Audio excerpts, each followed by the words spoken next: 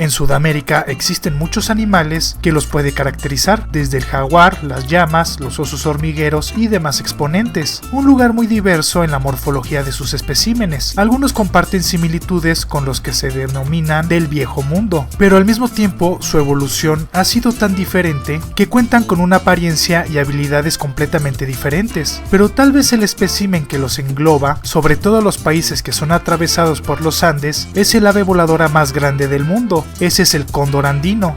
Esta ave sobrevuela toda la costa oeste de Sudamérica, pasando por Argentina, Chile, Bolivia, Ecuador y Perú, donde se presenta su región más extensa. De ahí se fragmenta en pequeñas porciones en Colombia y Venezuela. Sobre todo en este último es raro verlos, pero llega a haber avistamientos, pasando sobre todo en las zonas montañosas y en los desiertos, los que involucran los Andes, en lugares abiertos donde lo normal es que se posicionen a 5.500 metros sobre el nivel del mar. De ahí pueden descender a otras altitudes. Es un buitre que ha costado trabajo, en conjunto de otros especímenes de América, el posicionarlos, ya que difieren mucho de sus semejantes en otros continentes. Su longitud es de 97 a 128 centímetros, mientras su envergadura alcanza los 3 metros y un peso de 7 a 15 kilogramos, lo que lo vuelve el ave voladora más grande en la actualidad. Pero existe una controversia, ya que algunos citan a los albatros más grandes, pero sea el caso no es motivo para desmeritar su gran tamaño.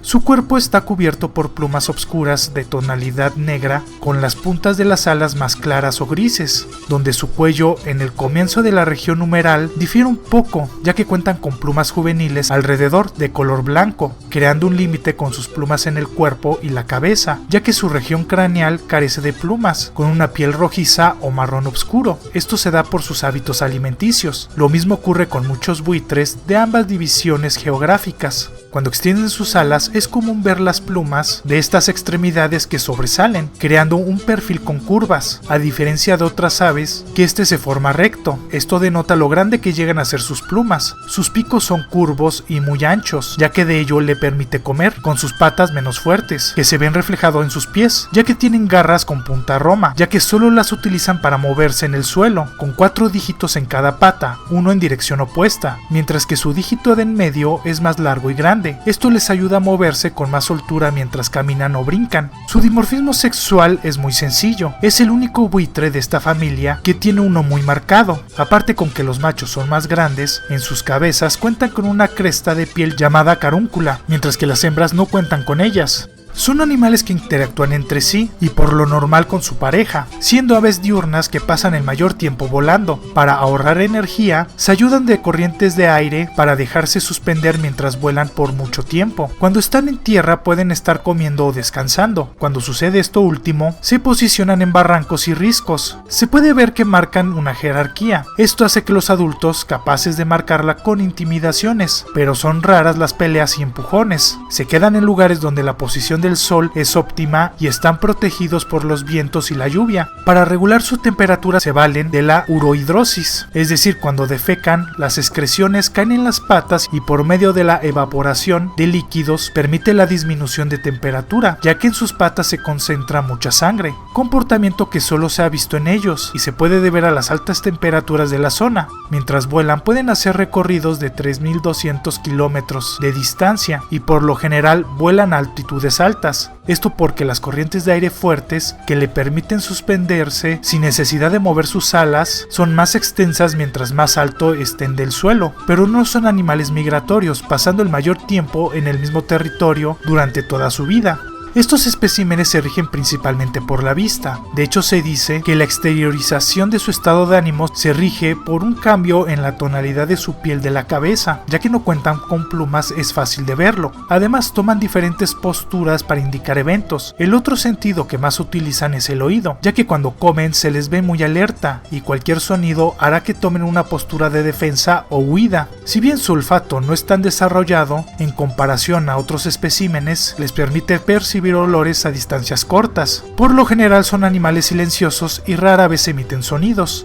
Al igual que otros buitres, este es un animal carroñero. Eso quiere decir que se alimentan de los cadáveres en descomposición. Estos pueden desgarrar la piel dura de muchos animales, debido a su tamaño. Esto permite que otros buitres más pequeños se vean beneficiados, ya que cuando se sacian, estos comen los restos dejados. Aparte de esto, en raras ocasiones llegan a cazar animales pequeños, pero son momentos cuando no han encontrado su comida predilecta. Esto lo hace al aplastarlos con su peso, ya que no cuentan con los elementos evolutivos para cazar como otras aves. Para encontrar su comida se rigen por la vista, desde miles de metros de altura, ya sea que vean un cadáver o un grupo de aves carroñeras. Estos especímenes son monógamos, donde se hipotetiza que su reproducción es de por vida con la misma pareja, donde se forman parejas al entrar a la madurez sexual, que por lo general la época de reproducción ocurre entre los meses de febrero a junio, pero varía según la región geográfica y la disponibilidad de alimento. Hay un contado número de investigaciones acerca de su reproducción, ya que es muy complicado estudiarla. Lo que se sabe es que sus nidos son muy rudimentarios, a lo sumo ponen palos en las cornisas de las montañas, esto con el fin de crear un límite y evitar que se pueda caer.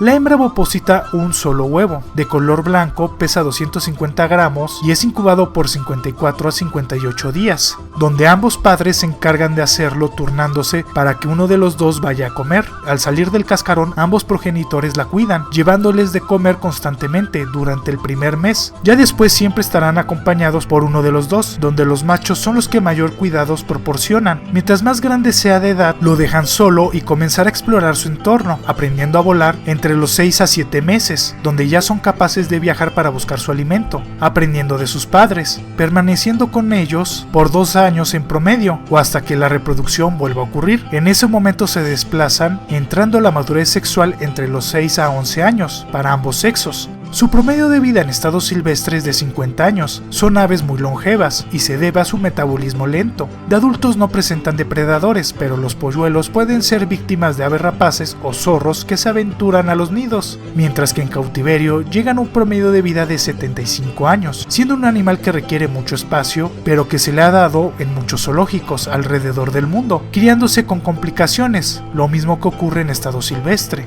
Esta especie se encuentra en estado de casi amenazado, teniendo una disminución en su población, principalmente por su desplazamiento y transformación de su hábitat. Otro factor es la cacería, pero no enfocada a ellos. Al cazar un animal, este puede caer muerto en el paraje y los cóndores andinos consumen su cuerpo, pero este contiene fragmentos de plomo por el disparo y los consumen, haciendo que se intoxiquen porque su sistema digestivo tiene la facultad de optimizar la absorción de nutrientes y con ello adquieren grandes cantidades de este metal pesado. Esta intoxicación repercute en las crías, ya que no se desarrollan adecuadamente y mueren, cosa que ha ido disminuyendo con el conocimiento de este evento y la conciencia. Otra es que son considerados animales que transmiten enfermedades al ganado.